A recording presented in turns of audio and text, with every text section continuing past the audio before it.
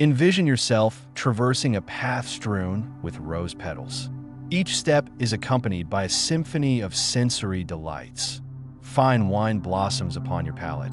Melodies entwine themselves around your ears. The soft caress of silk glides across your fingertips, and resounding applause envelopes you. You are assured that this constitutes the ultimate manifestation of felicity, a relentless pursuit and acquisition of supreme pleasure. Your existence appears to revolve around the anticipation of the next revelry, the subsequent opulent possession, the ensuing thrilling encounter. You believe your life to be magnificent, unfettered, and that you possess a deeper mastery of savoring life than anyone else. Yet, a chilling paradox subtly emerges. Beneath these rose petals, you discover a myriad of fine thorns concealed. Each ascent to a zenith of pleasure is not met with enduring contentment, but rather with a profounder void, a more insatiable craving, and even an ineffable weariness. The provocations that once quickened your pulse now seem insipid. The gratifications that once captivated you now necessitate increasingly potent doses of stimulation to even marginally achieve. You begin to ponder why, after each spree of revelry, what remains is an indelible fatigue and an amplified solitude. Why does your fervent pursuit of happiness seem to propel it further from your grasp, pushing you instead towards an unprecedented inner desolation? This relentless cycle leaves you gasping for breath.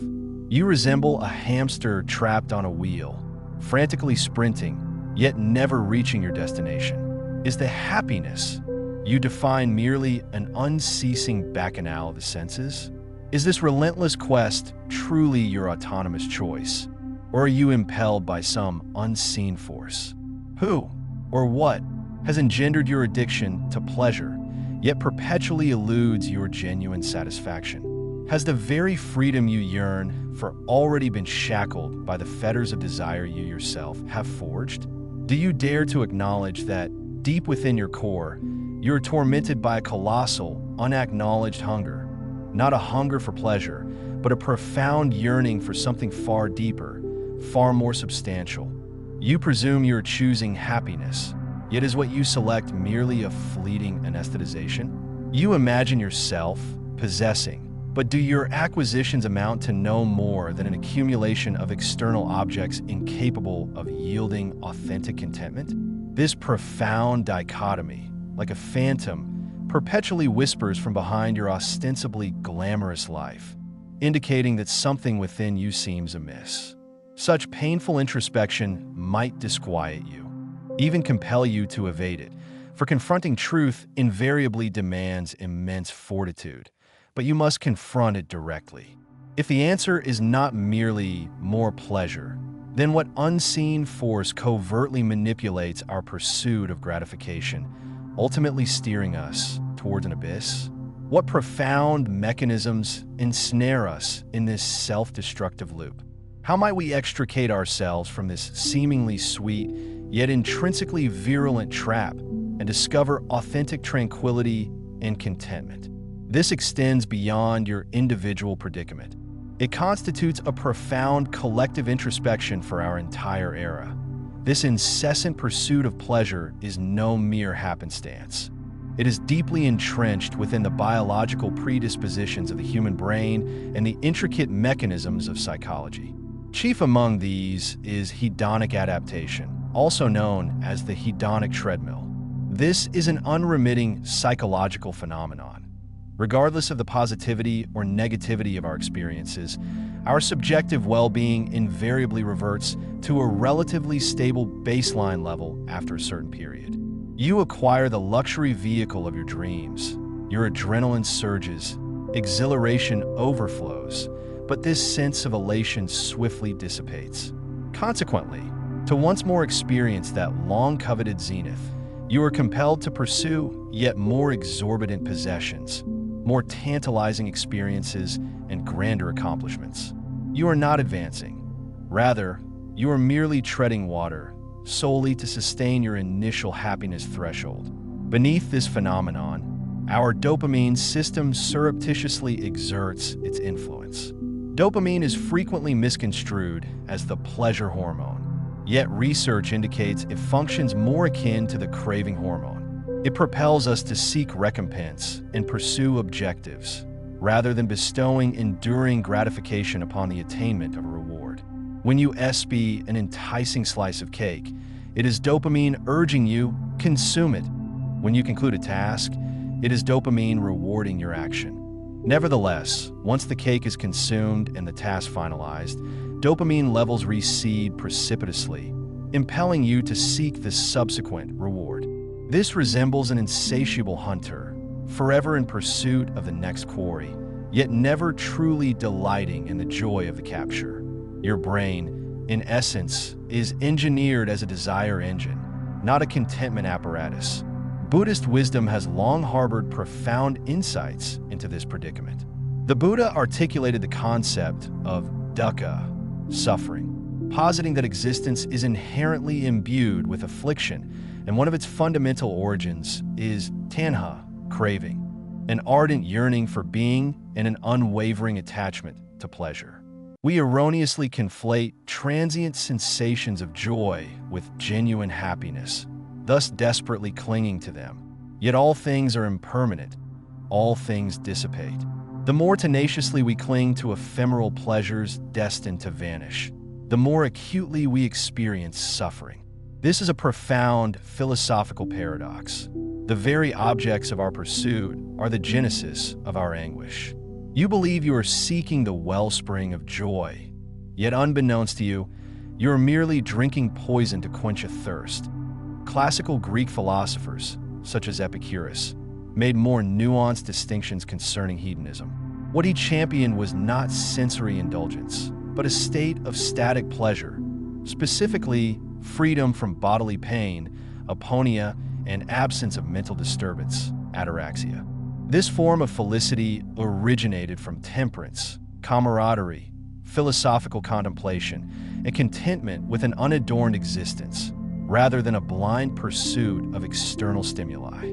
The Stoic school, moreover, proceeded to argue that authentic tranquility and well-being stemmed from an equanimity towards external occurrences, mastery over desires, and the consistent practice of virtue. They cautioned that an excessive chase after desires invariably renders us slaves to those very impulses. Have you come to discern that your reliance on certain pleasures has already divested you of the liberty to choose? Thus, you now apprehend that the irremovable void within your core is no mere fortuity. It is not for lack of effort on your part, nor for an insufficient acquisition of pleasures, but rather the synergistic interplay of your brain's inherent programming, the ideologies with which you have been indoctrinated, and the perennial predilection of humanity. You are engaged in a game predestined for defeat, for the very rules of this game are engineered to ensure you can never genuinely triumph. Are you content to be thus manipulated by your own desires and the intrinsic architecture of your brain? Or do you possess the audacity to halt, scrutinize this profounder snare, and forge a path towards authentic tranquility and fulfillment? The unconscious pursuit of pleasure wields a destructive potency far exceeding your apprehension. Beyond merely inducing occasional moments of hollowness and exhaustion, it manifests as an invisible yet lethal malady, imperceptibly eroding your individual destiny and even profoundly reshaping the very fabric of our societal structure. Once you are inextricably entangled within its grip, you relinquish genuine agency over your life, becoming enslaved by desire and external stimuli. Our cognitive biases are complicit in this predicament. The peak-end rule predisposes us to recall predominantly the apex and conclusion of an experience, while largely disregarding the mundane or even depleting aspects of the process. This implies that even if you expend prodigious amounts of time, capital, and energy during a period of indulgence, your brain will merely retain the fleeting highlight reel moments, thereby amplifying your craving for similar future stimuli and deluding you into believing that constitutes the entirety of happiness. Concurrently, this sunk cost fallacy compels you, after substantial investment in certain pleasurable pursuits, to persist in your expenditure even as returns diminish, simply because you are unwilling to concede that previous efforts were futile, thus sinking deeper into the quagmire. Is your life being surreptitiously steered by these cognitive pitfalls towards a trajectory you unequivocally wish to avoid? On a more profound level, this mechanism has been masterfully exploited by consumerism and the attention economy prevalent in modern society. Marketers, intimately acquainted with the intricacies of the dopamine system, continuously engineer novel products, trends, and forms of entertainment, employing visual, auditory, and gustatory stimuli to induce the illusion that I need it, and possessing it will bring happiness. Social media platforms, the preeminent orchestrators of this dynamic, ceaselessly stimulate your dopamine secretion through instant feedback mechanisms like likes, comments, and shares, enmeshing you in virtual social interactions in a quest for spurious identity and fleeting accomplishments. You may believe you are engaging in unfettered online discourse. Yet are you cognizant that an algorithm is meticulously controlling your attention and systematically extracting your vital energy? This indiscriminate cultural indoctrination renders you numb and desensitized. When your senses are perpetually exposed to excessive stimulation, they lose their acuity for normal, subtle forms of contentment. A simple cup of tea that once brought you solace, a tranquil stroll that once offered serenity. These may now appear mundane, even utterly tedious in your perception. You have forfeited the capacity to appreciate life's nuanced beauties, your pleasure threshold having been indefinitely elevated, akin to an addict no longer responding to an initial dosage of a narcotic. Your existence grows increasingly tumultuous. While your inner world becomes progressively hollow, IT resembles a black hole, voraciously consuming your very soul. You incessantly seek external replenishment, yet that abyssal void remains perpetually unfillable.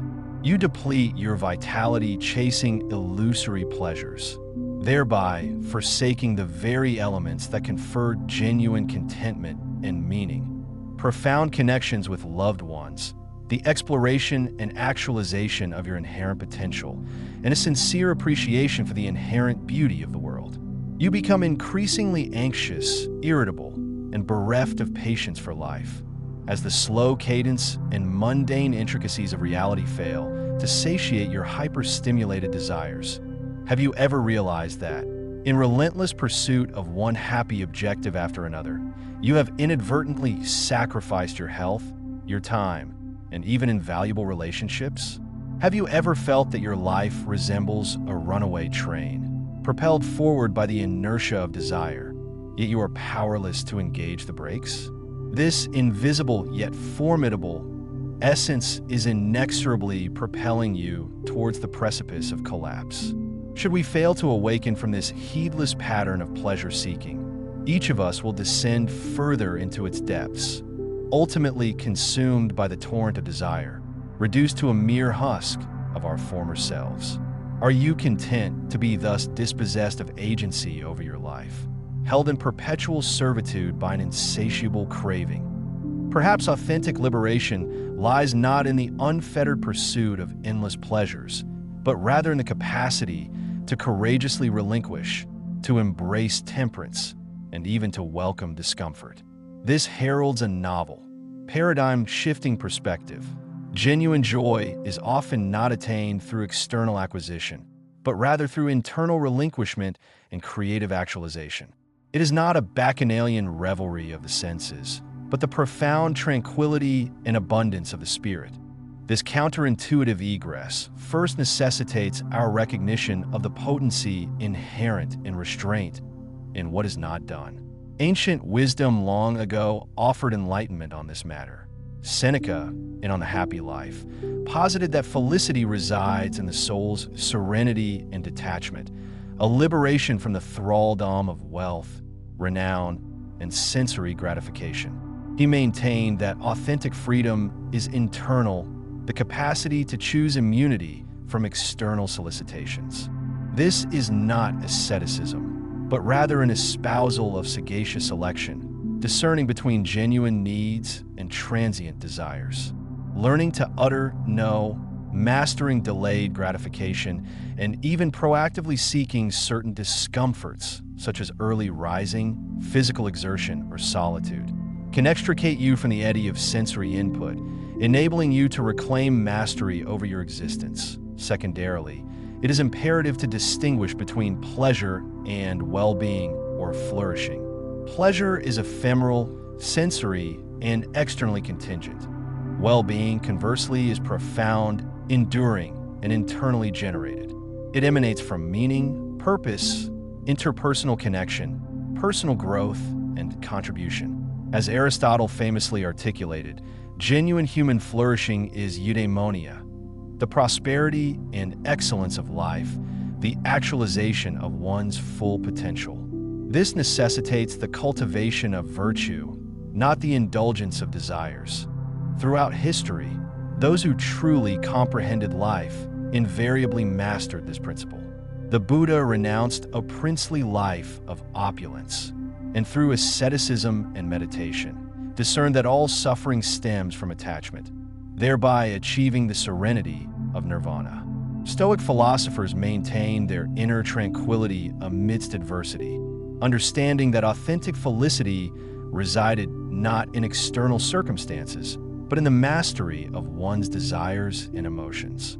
Thoreau, living a minimalist existence at Walden Pond, nonetheless gleaned the most profound experiences and insights into life therefrom. The contemporary psychologist Mihai Csikszentmihalyi's theory of flow further reveals that the highest form of gratification does not arise from passive pleasure, but rather from a state of complete immersion and self-forgetfulness when engaged in challenging activities, a state entirely distinct from sensory stimulation.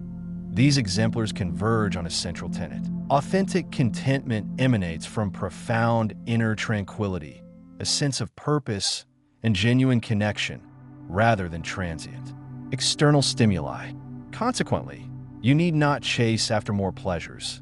Instead, you are enjoined to seek a life imbued with deeper meaning. You must delineate objectives that transcend mere sensory gratification. You must immerse yourself in endeavors that challenge and foster your personal evolution. You must cultivate sincere human bonds and experience the profound resonance of being loved and needed. Are you prepared to undertake this counter-instinctual challenge? Are you willing to relinquish the tenacious grip of fleeting sensations of pleasure in favor of an enduring and profound sense of fulfillment? Are you prepared to extricate yourself from the quagmire of desire and reclaim the sovereignty over your life? This intrinsic power has always slumbered within the depths of your being, patiently awaiting its awakening. Have you braced yourself to embark upon this cognitively subversive path in pursuit of genuine liberation and abundance? Now, let us unveil the most profound and soul-stirring ultimate insight. Happiness is not the fervent destination you frantically pursue, but rather the serene state in which you quietly reside. It is not an experience reserved solely for the apex of some pleasurable pursuit. Rather, it is contingent upon the disposition of mind you choose to bring to each present moment of life itself. In essence, felicity is not an external acquisition, but an internal relinquishment. You once perceived desire as your impetus, the engine propelling you towards happiness. Yet the ultimate truth reveals the essence of desire is an eternal, unquenchable sense of deficiency. It pledges gratification, yet upon each of your attainments, it instantly erects new, loftier ascents, ensuring you remain perpetually on the path of pursuit, never reaching a terminus. Authentic freedom lies not in satiating every desire, but in liberation from the thraldom of desire itself. Thus, the most profound awakening is this: cease your external seeking and commence your internal exploration. Redirect the energy you expend chasing pleasure towards cultivating inner tranquility, gratitude, and wisdom. Only when your heart is no longer perturbed by external stimuli Will you clearly discern your inner voice and unearth your true identity and genuine aspirations? This intrinsic abundance is a bounty that no material pleasure can ever confer. Reflect upon the flow state you enter when wholly engrossed in an activity you deeply cherish. You experience unadulterated joy, even forgetting the passage of time. In those moments, you are not consciously seeking happiness, yet happiness effervesces spontaneously. When you genuinely assist another and experience the profound significance of being needed and of contributing, the warmth and contentment attained far surpass any consumer spree. These are not pleasures, yet they embody a happiness far more profound than mere gratification. The ultimate resolution lies concealed within a paradox. The more directly you attempt to seize happiness, the more it eludes your grasp, like sand slipping through your fingers. Conversely, when you relinquish your fervent attachment to happiness and instead pursue meaning, connection, and growth, happiness will, as an unlooked-for boon, descend upon you spontaneously. This constitutes the sagacity of inverse effort. You may now close your eyes and inhale deeply. Sense, within your innermost core, the tranquility that remains unswayed by desire and unsolicited by external provocations. Envision yourself having mastered the art of discovering contentment in the present moment, savoring abundance amid simplicity, and attaining liberation through relinquishment. You are no longer swayed by pervasive advertisements, nor beguiled by the spurious prosperity paraded on social media.